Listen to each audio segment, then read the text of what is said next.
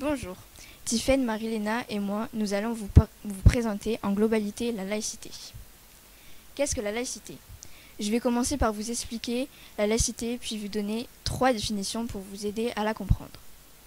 La laïcité est initialement instaurée grâce à la loi du 9 décembre 1905 qui concrétise la séparation entre l'État et l'Église. Après ça, la République devient neutre. Elle est aussi appliquée dans les établissements scolaires pour garantir la liberté de conscience, la tolérance, le savoir de cohabitation et s'oppose au prosélytisme. Elle s'applique évidemment à tous. Donc maintenant, je vais vous donner la définition de 3 mots importants. Définition.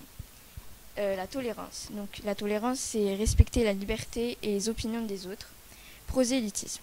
Volonté d'imposer sa religion et ses idées aux autres.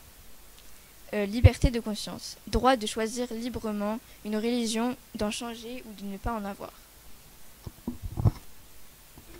Alors, je vais vous expliquer la laïcité à l'école. Alors d'abord, la laïcité, faut savoir qu'elle a connu plusieurs étapes avant d'en arriver à ce qu'elle est aujourd'hui.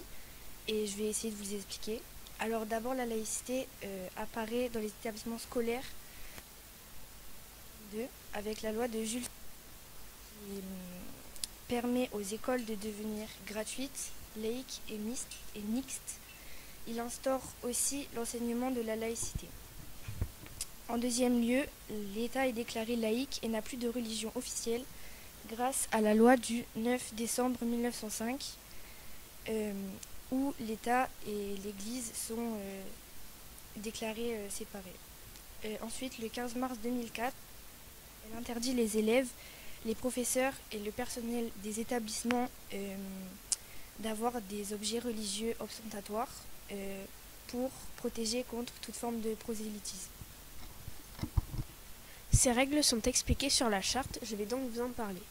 La charte de la laïcité à l'école est un regroupement de 15 articles créés par Vincent Peillon le 9 septembre 2013.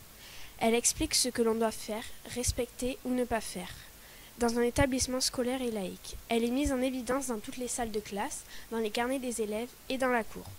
À présent, je vais vous expliquer 2 articles. Le premier est l'article numéro 3. Dans cet article, on nous parle des principes mêmes de la laïcité. Il est écrit que la laïcité garantit la liberté de conscience à tous. Chacun est libre de croire ou de ne pas croire. Elle permet la libre expression de ses convictions dans le respect de celles d'autrui et dans les limites de l'ordre public.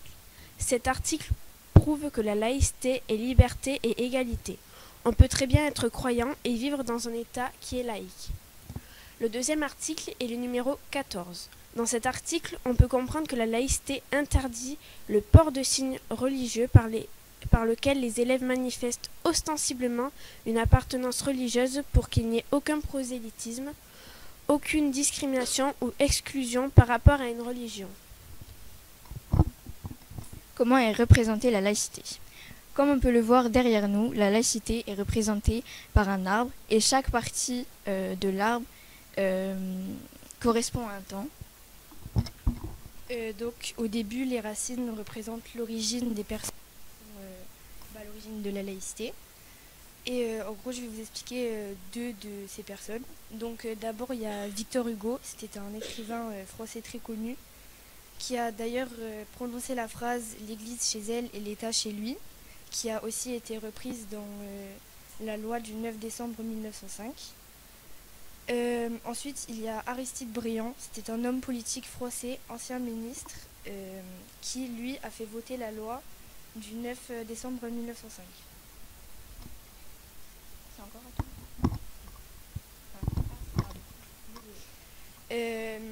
Ensuite, le présent est représenté par le tronc. On peut voir la devise républicaine et le mot laïcité noués entre eux pour bien montrer que liberté, égalité et fraternité font partie de la laïcité.